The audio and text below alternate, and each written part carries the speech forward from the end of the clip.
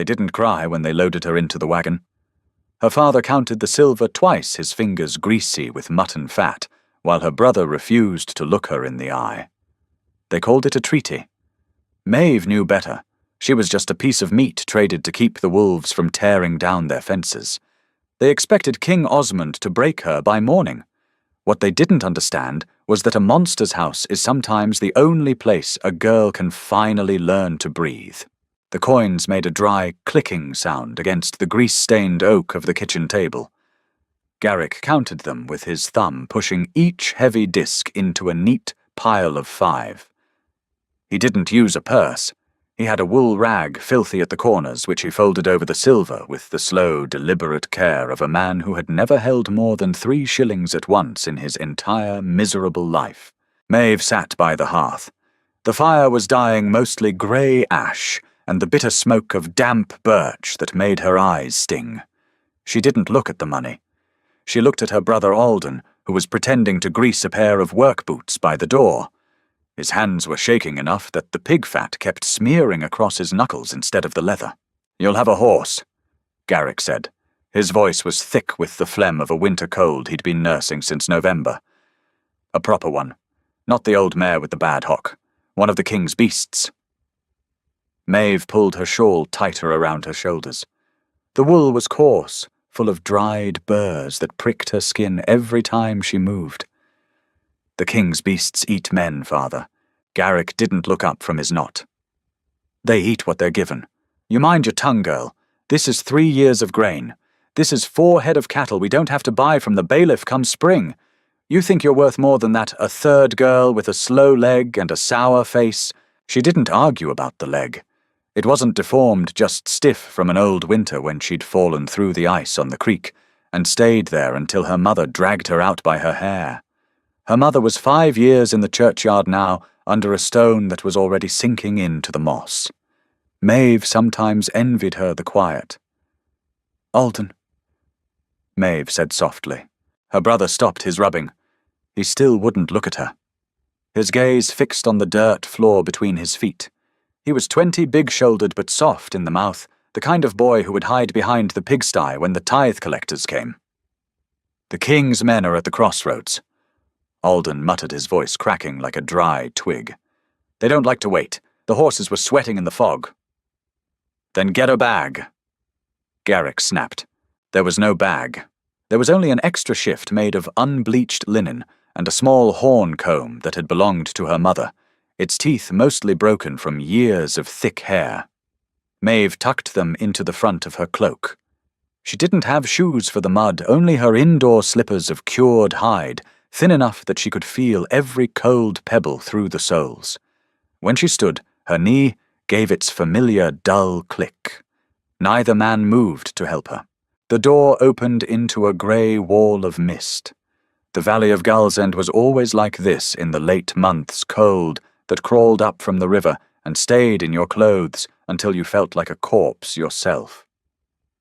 At the end of the lane, 2 horses stood like statues in the damp. They were massive things, broad-chested and dark, their breath coming out in long, white plumes that mixed with the fog. The man holding the reins didn't look like a soldier. He wore no iron plate, only heavy layers of boiled leather and a wolfskin cloak that smelled powerfully of wet dog and old tallow. His face was broad-scarred across the bridge of a broken nose, his eyes small and yellow-brown like a hawk's. "The girl?" the man asked. His voice sounded like stones rolling down a dry creek bed. "Maeve," Garrick said, pushing her from behind. His hand was heavy on her shoulder blades, a brief, hard shove that took the place of a farewell. "She's clean. She knows how to bake the hard bread, and she don't talk back when she's hit." The rider looked down at her. He didn't smile, nor did his expression soften. He simply reached out a hand that was twice the size of hers, his fingers thick as sausages, and gripped her by the forearm. With a single effortless tug, he hauled her up onto the pillion behind his saddle. The leather was cold. The horse moved instantly, turning back toward the high ridges without a word from its rider. Maeve didn't look back at the cottage. She knew exactly what it looked like, the thatch rotting on the northern eave, The woodpile low, her father already reaching for the jug of turnip beer he hid behind the flour barrel. They would have the ox by Tuesday. They would forget the sound of her gate by harvest. The climb into the hills took hours. The air grew thinner, sharper, smelling less of river rot and more of pine resin and ice. The rider didn't speak to her. Once, when the horse stumbled on a loose shale bank, his grip on the reins tightened so hard the leather groaned, but his body remained perfectly still, a heavy, solid mass that blocked the wind from her face. "Where are we going?" she asked after the sun had gone behind the peaks, leaving the sky the color of an old bruise. "The keep," the man said. "Is he as big as they say?"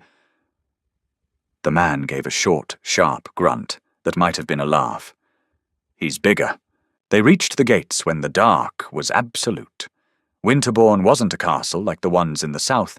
There were no white towers or silk banners flapping from the ramparts.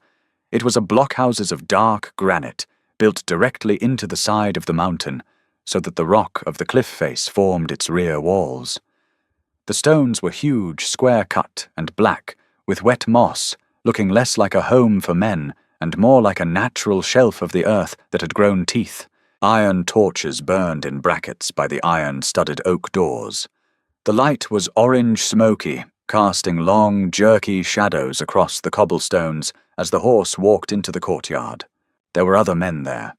They all looked like the rider, thick-necked quiet, moving with a strange, heavy grace that didn't belong to human bones. They didn't shout or catcall as she was brought in. They just watched her with those flat, yellow-brown eyes, their nostrils flaring slightly as the wind shifted, catching her scent. The rider dismounted and held his hand out again. Maeve slid down her stiff leg, striking the stone with a shock of pain that went straight up her spine. She stumbled, her thin shoes slipping on the wet ice of the yard.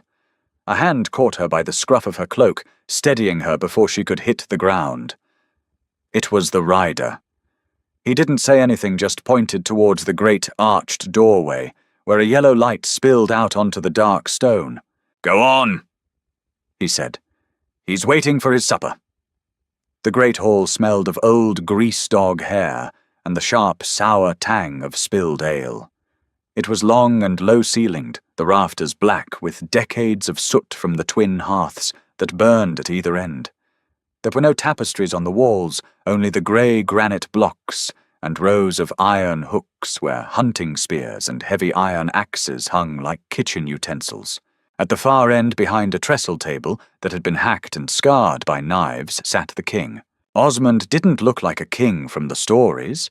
He wore no crown, only a simple band of hammered iron that held his dark, shaggy hair out of his eyes. He was larger even than the rider who had brought her, with shoulders that seemed to fill the space between the twin torches behind his seat. His tunic was made of grey wool, torn at the sleeve, and mended with coarse black thread that looked like it had been put in by a blind man. He was eating a piece of salt beef with his fingers, his jaw moving with a slow, rhythmic crunching sound. A great hound, its coat the colour of winter mud, sat by his knee, its eyes fixed on his hand. Maeve stood by the door. The stone beneath her feet was cold enough to numb her soles through her thin hide shoes, but she didn't move. She kept her hands tucked into her cloak, her fingers wrapped around the broken horn comb. Osmond didn't look up until he had finished the beef. He wiped his greasy fingers on his thigh, then reached for a pewter mug, swallowing 2 great gulps of whatever was inside before his eyes found her. They weren't yellow like the others. They were a dark, heavy grey, the colour of the sky before a blizzard. "You're small," he said. His voice wasn't loud, but it had a vibration to it, a low rumble that she could feel in her teeth. "The small ones eat less," Maeve said. Her voice sounded thin in the vastness of the hall, but it didn't shake. She had spent 19 years being the smallest thing in a house full of angry men. She knew how to keep her breath steady. The king leaned forward, his elbows resting on the scarred wood of the table. His forearms were thick as pine logs covered in dark hair and crisscrossed with thin white lines, scars from teeth, from blades, from briars. Your father told my bailiff you were 20. He lied. 19, she said. He wanted the extra silver before the frost set in. He sold you for 20 pieces. Osmond said, his grey eyes narrowing slightly. A good mule costs 30. The mule can pull a plough. Maeve replied. My leg is bad. I'm less useful than a mule. A few of the men who had entered behind her laughed, a dry barking sound that died instantly when Osmond raised his hand. The silence that followed was heavy, filled only with the popping of the damp logs in the hearth. The king stood up. He was taller than she had realized, his head coming within a foot of the low rafters. When he walked around the table, his movements were silent. For a man of his size, he didn't make the floorboards groan. He moved like a shadow across the grease-stained stone. He stopped 3 paces from her. The smell of him hit her, then not the rot of the village or the sourness of the ale, but something old and wild. It smelled of wet earth, of pine needles crushed underfoot, and the sharp coppery tang of iron. He reached out and took her chin between his thumb and forefinger. His skin was hot, unnaturally hot, like a stone that had been sitting by the fire all night. His grip wasn't hard enough to bruise, but it was absolute. If she tried to pull away, she knew her jaw would break before his fingers moved an inch. He tilted her face toward the torchlight. He examined her eyes, her nose, the small scar on her lip, where she'd taken a bucket to the mouth when she was 12. They think I'm going to eat you, he said softly. They don't care if you do, she said. The silver is already in the wool rag. Osmond looked down at her feet. He saw the thin hide shoes already soaked through with grey slush from the courtyard, and the blue tinge of her ankles. His brow furrowed, a deep line appearing between his shaggy eyebrows. Bram, he called out without looking back. The rider who had brought her stepped forward. Sire, the girl's room. Is there a fire? The chimney's clear, but we haven't laid the wood. Lay it, the king commanded, and fetch Mrs. Garrow. Tell her to bring some of the tallow salve for the feet. If the girl loses a toe to the frost, I'll take 2 of yours to make up the weight. Bram didn't argue. He bowed his heavy head and disappeared into the shadows of the screen passage. Osmond let go of her chin. The spot where his fingers had been felt cold now, the wind from the door hitting the dampness of her skin. He turned his back on her, walking back to his bench with that same silent, predatory stride. Sit, he said, gesturing to a low stool by the smaller hearth. The beef is salt, but it's hot. Eat until the old woman comes. Maeve didn't move towards the stool immediately. She looked at the long table, at the remnants of the meat, and then at the king, who had already taken up his knife again. Why did you buy me? She asked. Osmond didn't look up. He drove the point of his knife into the tabletop, leaving it quivering in the oak. Because your father would have given you to the miller for 10, and the miller has 3 wives in the churchyard already. At least here the walls are thick enough to keep out the wind. The chamber they gave her was at the top of the western blockhouse. It was small, square, and smelled intensely of lime wash and old sheepskins. A fire had been built in the small hearth, but the room was so cold that her breath still came out in white puffs that drifted toward the narrow arrow slit in the outer wall. Through the slit she could see nothing but the black expanse of the pine forest below the trees, moving like a dark sea under the moon. Mrs. Garrow was a woman made of knots. Her fingers were crooked from the bone ache, her hair a yellow-grey nest tied up with a piece of dried gut. She didn't speak while she smeared the tallow salve onto Maeve's feet. Her hands were rough, her skin like salt-cured fish, but she didn't pinch or push. The king doesn't like a noise, the old woman said, as she wrapped Maeve's feet in strips of grey flannel. If you're a screamer, you'd best learn to bite your tongue. He has the ears of a hare. I don't scream, Maeve said, watching the grease sink into her red skin. My mother taught me that before she died. Screaming just makes them hit harder. Mrs. Garrow gave a short, dry snort. She set the jar of salve on the stone floor with a click. There's no hitting here. Not from him. He doesn't need to use his hands to break a thing. Then how does he do it?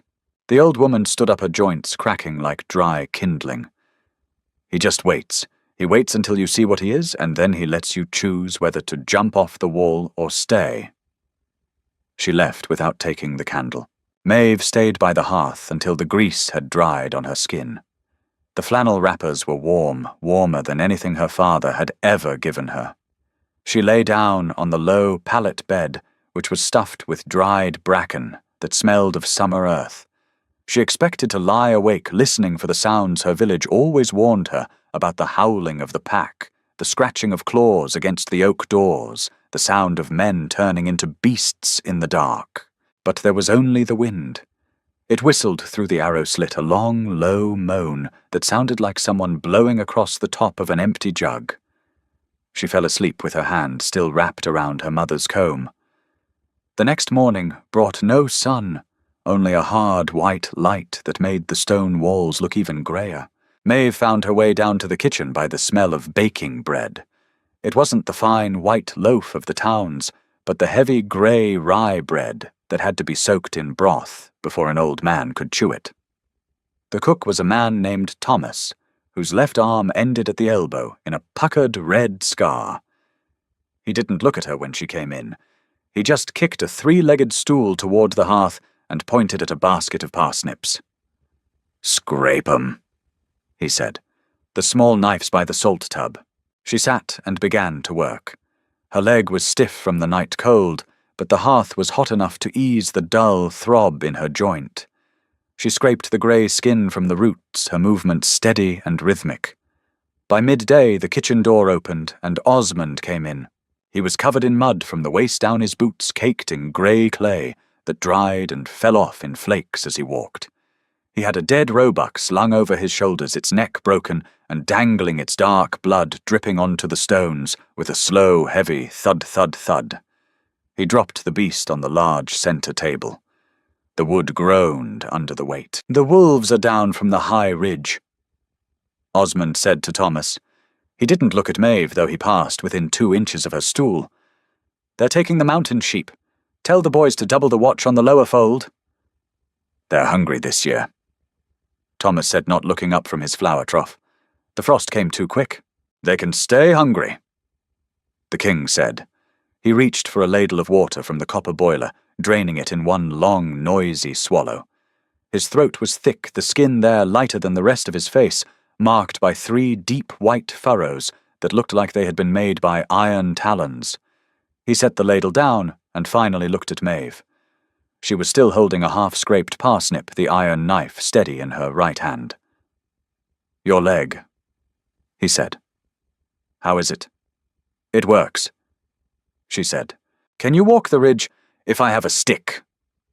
Osmond grunted. He reached into his belt and pulled out a small, curved knife with a handle made of smoothed staghorn. He laid it on the edge of her parsnip basket. "Don't use the kitchen blade if you go out," he said. "The steel's soft. It'll bend if you hit a bone." Maeve looked at the knife. The blade was short but thick, the edge bright and sharp enough to see her own grey eyes reflected in the metal. "I don't know how to skin a deer, my lord." "Then learn," Osmond said. "I don't keep anyone here who only knows how to sit by the fire." He left the kitchen as quickly as he had come, leaving the smell of wet fur and fresh blood behind him. Maeve picked up the horn-handled knife. It was heavy for its size, perfectly balanced, the horn cold against her palm until her skin warmed it. She didn't put it back in the basket. She tucked it into the waistband of her shift, where the cold steel felt like a small, sharp promise against her ribs. By the second week, the snow came in earnest. It didn't fall in soft flakes. It was driven by a north wind that turned the mountain into a wall of white needles. The courtyard of Winterbourne was cleared twice a day by men using broad wooden shovels, their bare arms red from the cold, their breath rising like steam from a boiling kettle. Maeve spent her afternoons in the long gallery that overlooked the western approach.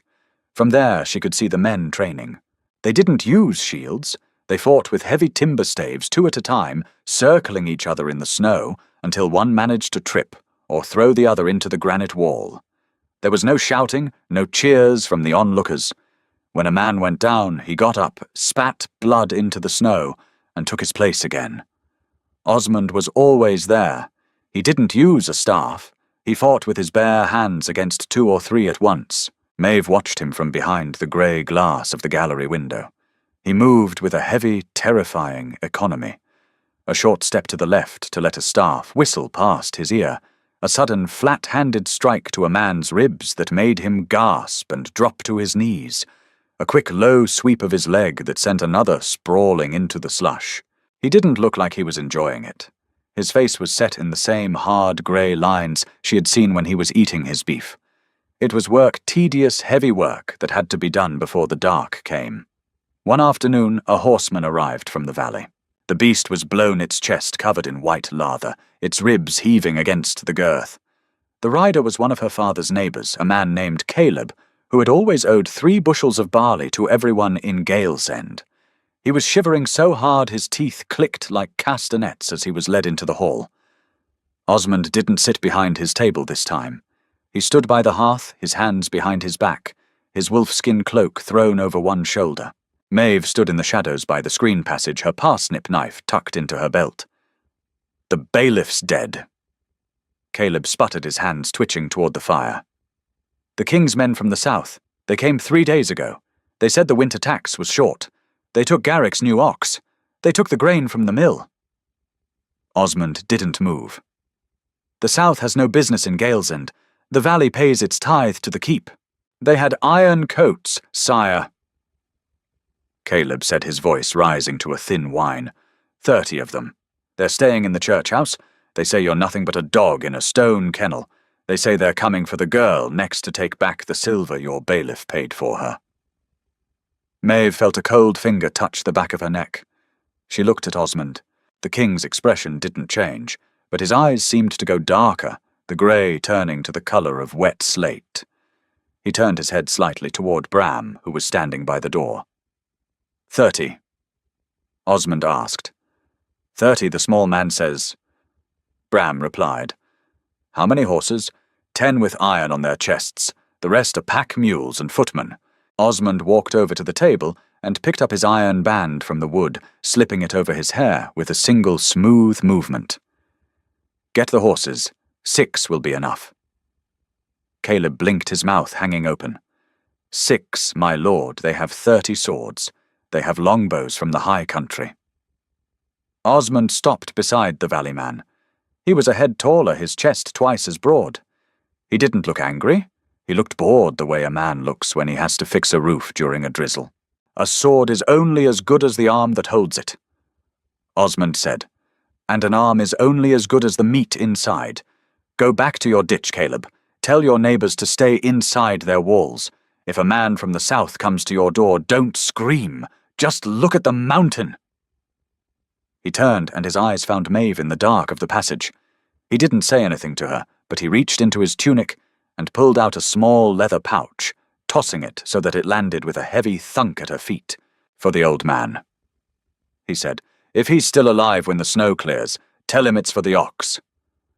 Before she could pick it up, he was gone, his heavy cloak snapping behind him like a sail in a gale. The keep was quiet while the king was gone. It wasn't the quiet of peace. It was the quiet of a house where the master had left the hounds inside. The remaining men, the old ones whose joints had failed them, and the young ones whose coats hadn't yet grown thick, sat by the fires, sharpening their knives with long rhythmic strokes of oil stones. Maeve didn't stay in her room. She worked in the kitchen until her hands were red and raw from the turnip water. Then she went to the gatehouse to watch the road. The snow stopped on the 3rd day. The wind died with it, leaving the mountains so silent that she could hear the ice cracking on the upper falls 3 miles away. They came back at noon. There were only 6 of them, just as they had left, but they weren't riding the same way. 2 of the horses were led by their bridles, their saddles empty, their stirrups tied up to keep them from clattering against the stones. Osmond rode at the front. His wolfskin cloak was gone, replaced by a grey wool blanket that was stained a dark, greasy brown across the chest.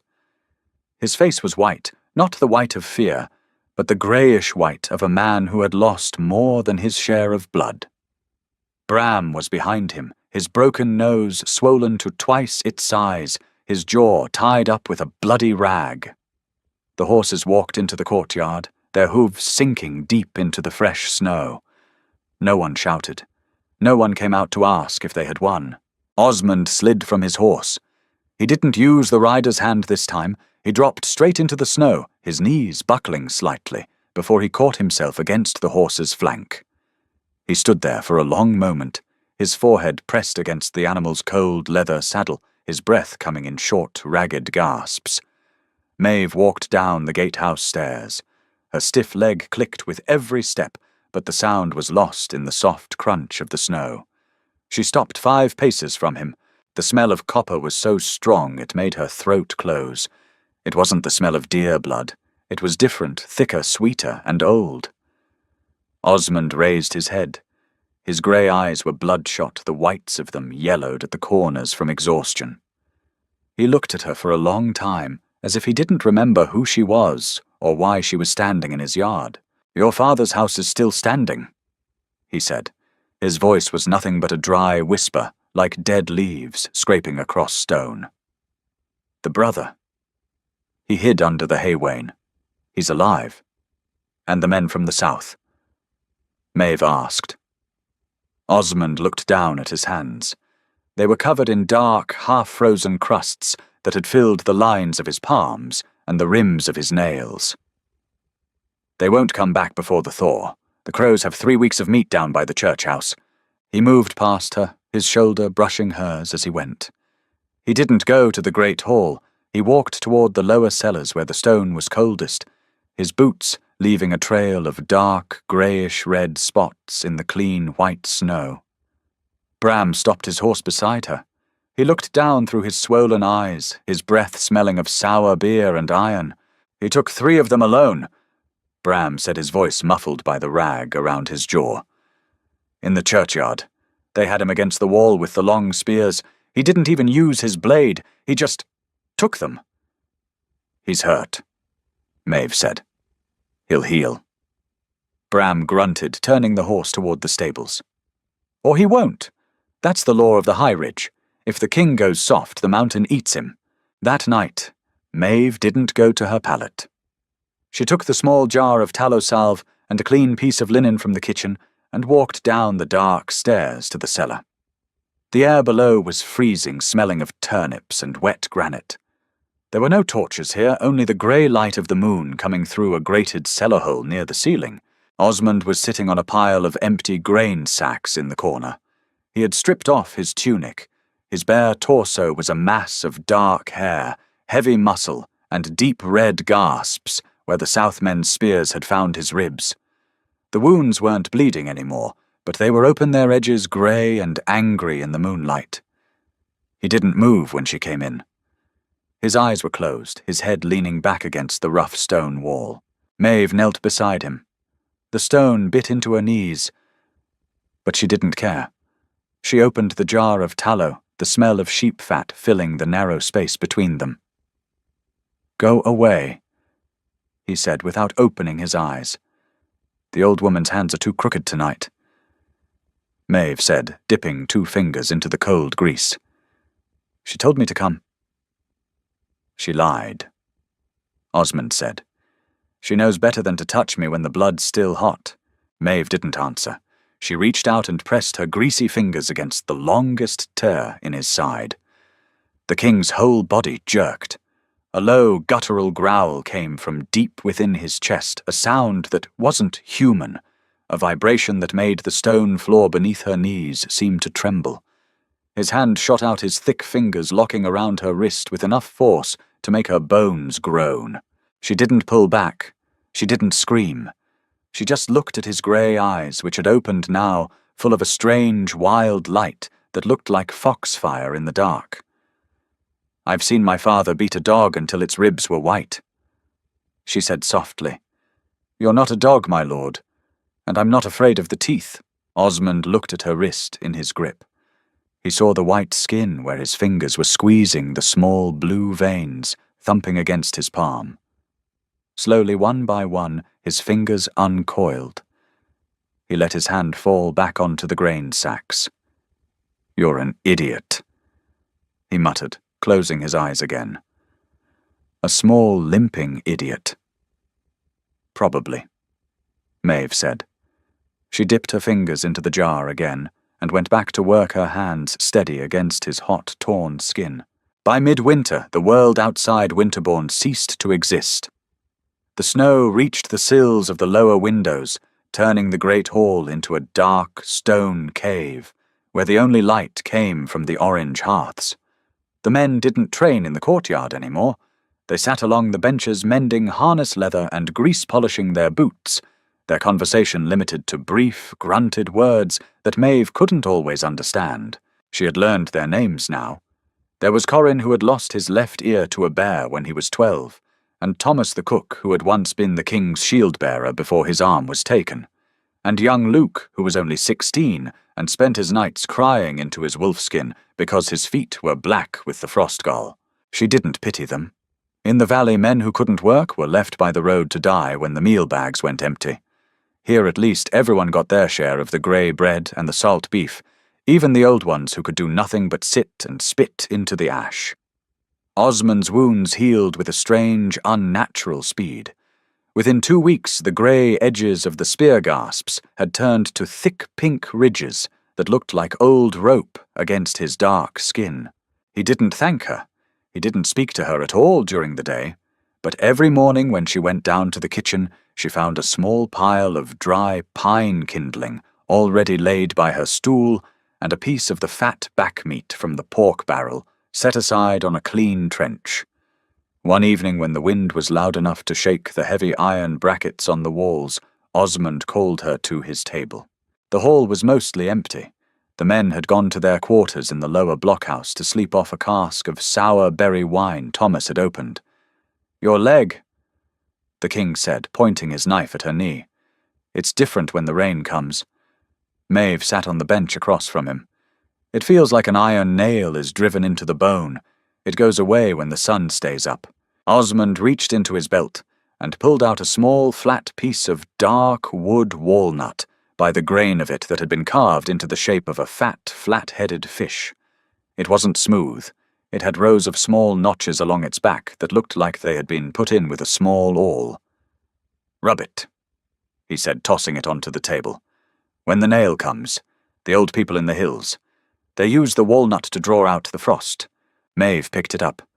The wood was dry, smelling of old resin and oil. "Did you carve this?" "No," Osmond said, reaching for his mug. "My mother did, before the southern priests put her in the ditch." It was the first time he had mentioned a mother. Maeve looked at the iron band around his head. "Was she like you?" "She was bigger," Osmond said, a small, grim smile touching the corner of his scarred lip. "She could carry an ox quarter 3 miles without her breath shortening. When the lords from the valley came to take the timber tithe, she didn't talk to them with silver. She threw their horses into the river. Why did they kill her? Because they were afraid," the king said. He set his mug down with a hard clack. "Men from the south, they like everything in a small box. They like the field square, the laws written on skin, and the women quiet. When they see something that doesn't fit the box, they get their iron coats and their long bows, and they don't stop until it's under the dirt." He looked at her hands, which were still stained grey from the turnip water. "Your father," he said. "He was a southern man, from the low valleys." "He was from the salt marshes," Maeve said. "He came north because he killed a man for a sheepskin." "He's a coward," Osmond said simply. But he had one good thought. "What was that? He didn't try to keep you," the king said, standing up and throwing his cloak over his broad shoulders. "If you'd stayed in that valley, you'd be dead before the next harvest. The miller would have had you in his ditch by Christ's mass."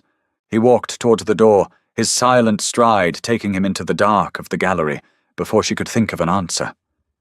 Maeve stayed by the fire, her fingers tracing the small notches on the walnut fish, until the log turned to grey ash, and the cold came back through the floor.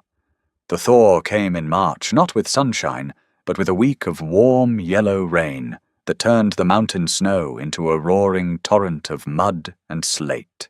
The road to the valley reopened as a grey ditch filled with loose stone, The first thing to come up the path was an old mule, its ribs like barrel staves carrying a man whose legs were tied under its belly with a piece of old rope.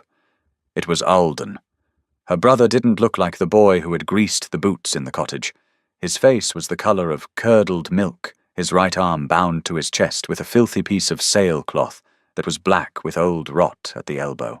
They brought him into the hall, where he fell off the mule like a sack of turnips, his good hand clutching at the cold stone floor.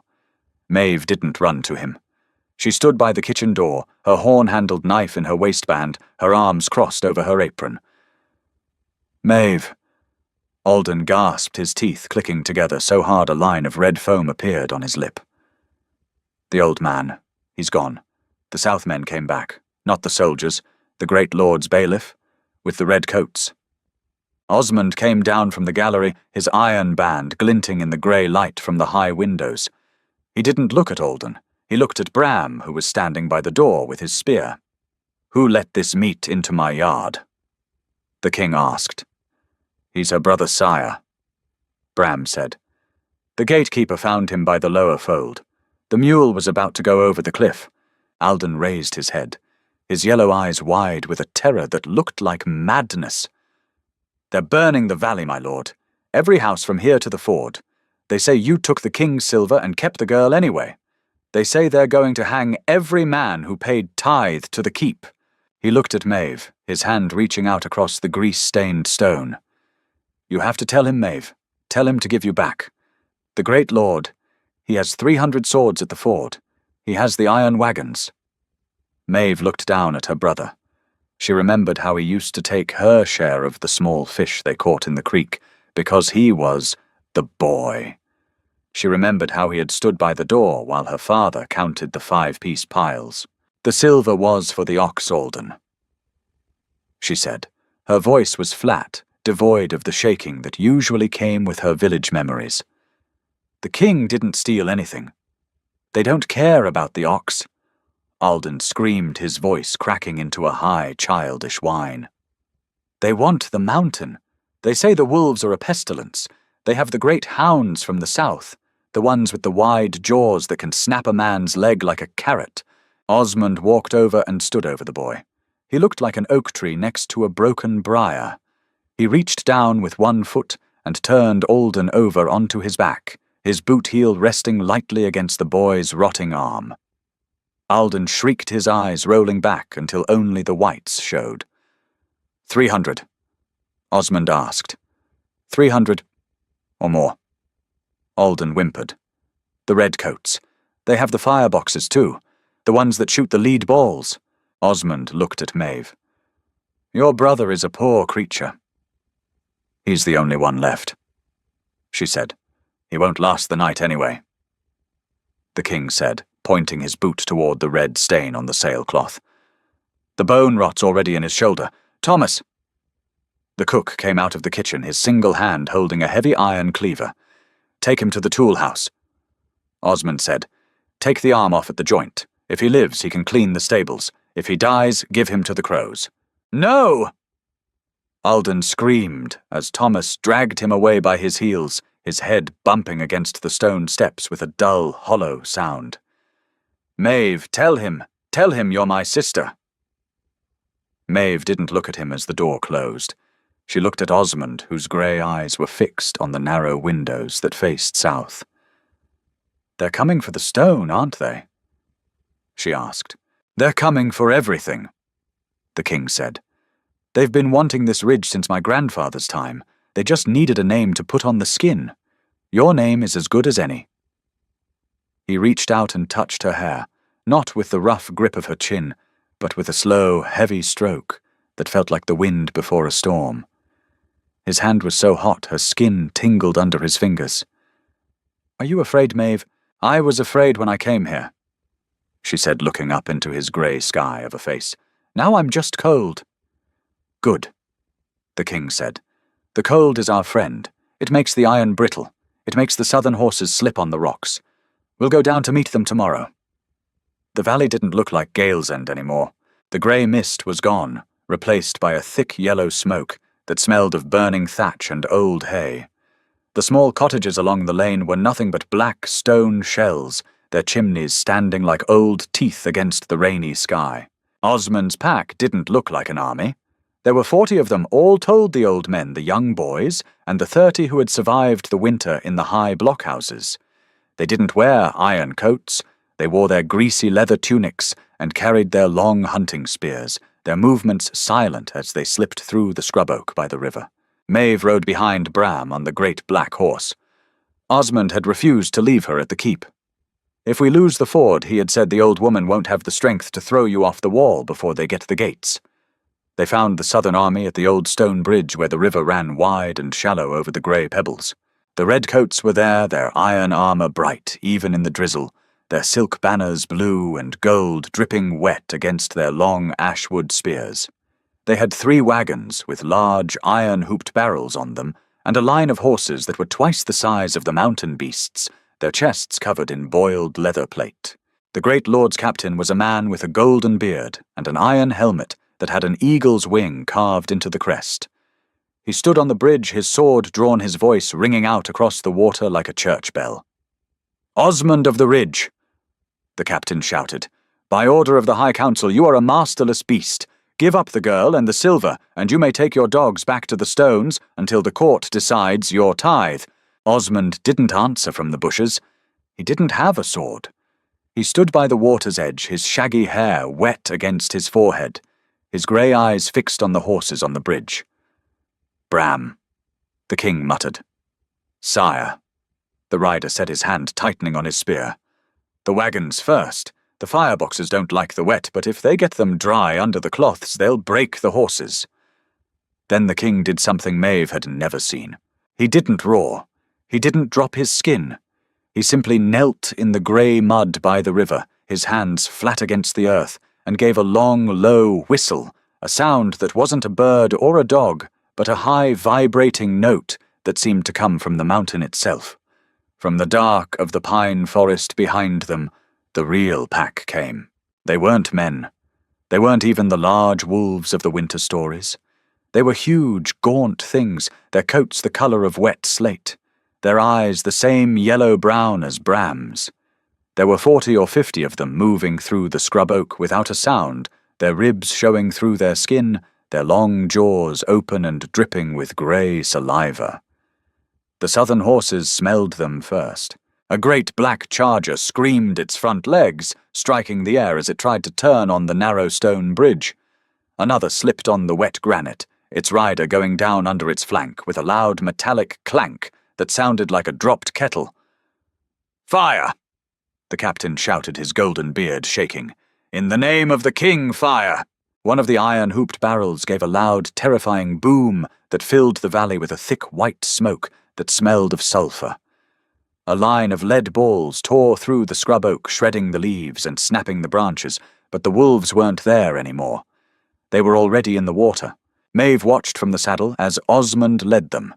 He didn't turn into a beast. He remained a man, but he moved with a speed that no human muscles could manage. He crossed the shallow river in 3 great bounds, his bare hands catching the first southern soldier by the throat before the man could draw his dagger. The iron coat didn't save him. Osmond's fingers didn't just grip.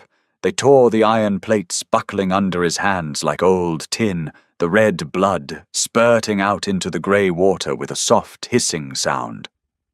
The battle didn't last an hour.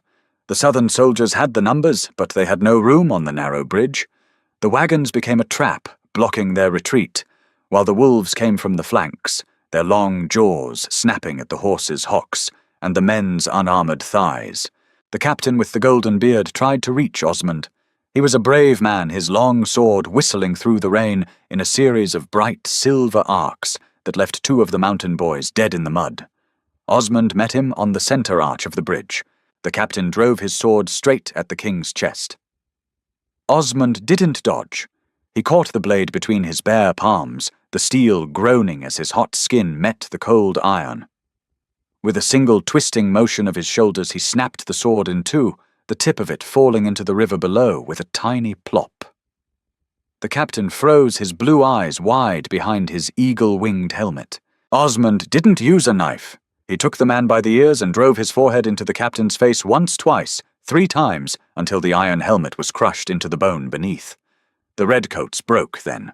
They dropped their spears and ran into the marsh grass, their iron boots sucking in the mud, while the gaunt, slate-coloured wolves followed them into the dark, like sheepdogs after a stray flock.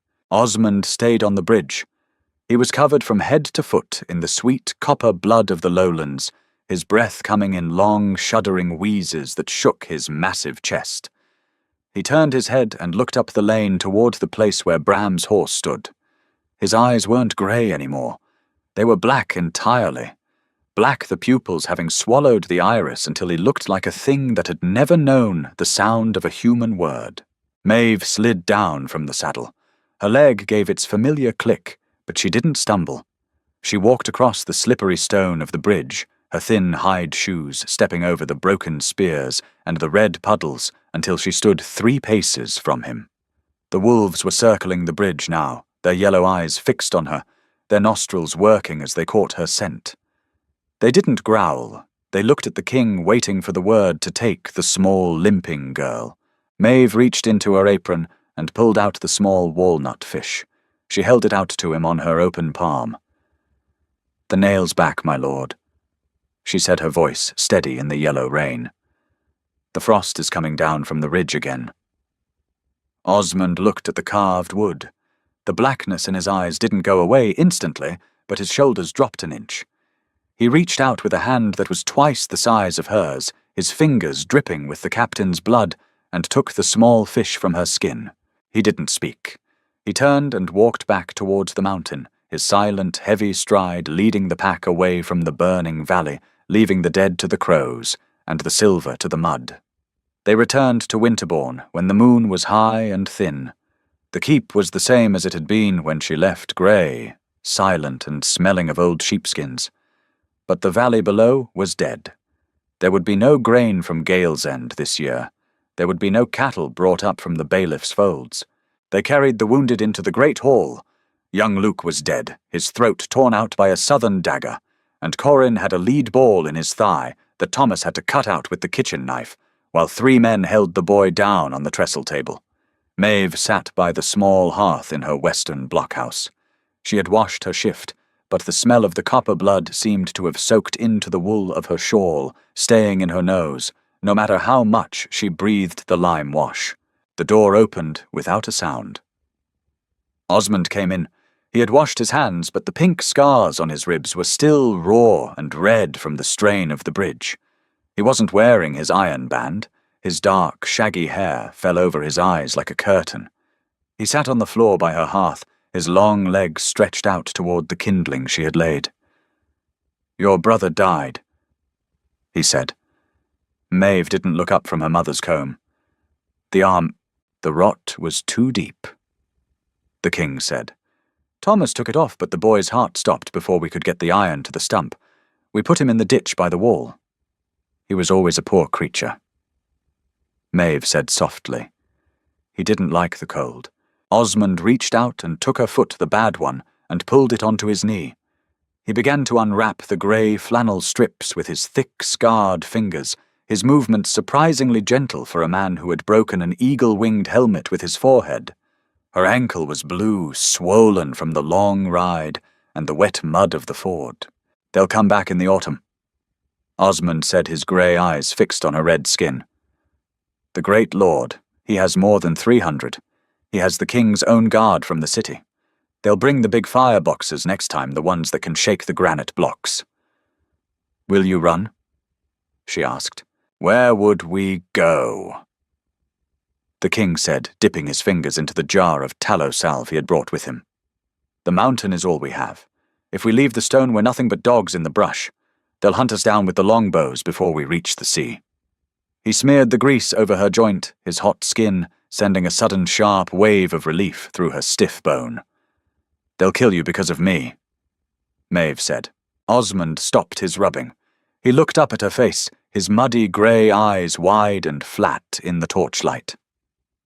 "They're killing us because we're here, Maeve. You were just the name on the skin. If it hadn't been you, it would have been the timber tithe or the sheep tax. They don't need a reason to tear down a fence. They just need to see that the man inside is different. He stood up, his great head nearly touching the lime-washed rafters. He didn't look like a king. He looked like a piece of the mountain that had been hacked off and given a heart. "You can go if you want," he said, pointing toward the arrow slit. "The road to the south is clear now. The redcoats are gone from the church house. You can take the mule and the pouch of silver I gave you. You can find a man in the low valleys who has a square field and a square house and a box for everything." Maeve looked at the hearth, at the small birch logs that were turning to clean white ash. She thought of her father's greasy fingers counting the 5-piece piles. She thought of the miller's 3 wives in the churchyard and the smell of the turnip beer behind the flour barrel. Then she looked at Osmond's side, where the pink scars of the Southmen spears were still puckered and angry. She stood up her knee, giving its little click, and walked over to him. She didn't take his chin. She simply pressed her hand against his broad chest, right over the spot where his heart was thumping with that slow, heavy, non-human rhythm. His skin was hot enough to burn, but she didn't pull back. "The low valleys are full of mud," she said, "and the boxes are too small for a girl with a slow leg." Osmond didn't speak.